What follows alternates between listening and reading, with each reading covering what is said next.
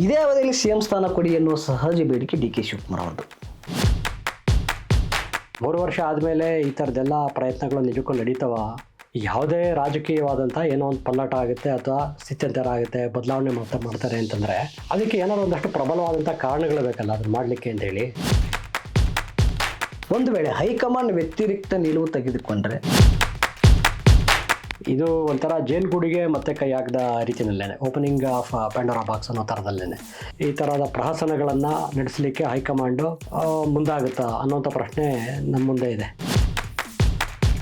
ನೋಡಿ, high command D K Shivakumar ಅವ್ರಿಗೆ ಅವರು ತಾವು ಹಾಕಿರುವಂಥ ಶ್ರಮಕ್ಕೆ ಕೂಲಿ ಅಂತಂದರೆ ಅದು ಮುಖ್ಯಮಂತ್ರಿ ಸ್ಥಾನ ಅನ್ನೋವಂಥದ್ದನ್ನು ಅವರ ಕಲ್ಪನೆ. ಹೈಕಮಾಂಡ್ನಲ್ಲಿ ಬೇರೆ ಚಿಂತನೆ ಓಡ್ತಾ ಇರ್ಬೋದು ಅಲ್ಲಿ. ಪ್ರಸ್ತುತ ಸನ್ನಿವೇಶದಲ್ಲಿ ಸಿದ್ದರಾಮಯ್ಯ ಅವರ ನಡೆಯನ್ನು ಹೇಗೆ ಗ್ರಹಿಸ್ತೀರಿ? ಅದು ಅವ್ರು ಡಿಸ್ಟರ್ಬ್ ಆಗಿದ್ದಾರೆ ಅಂತ ಅನಿಸುತ್ತಾ? ಸಿದ್ದರಾಮಯ್ಯನವರು ಈ ಪ್ರಸಕ್ತ ಸನ್ನಿವೇಶದಲ್ಲಿ ಡಿಸ್ಟರ್ಬ್ ಆಗುವಂಥ ಯಾವುದೇ ಕಂಡು ಬರ್ತಾ ಇಲ್ಲ.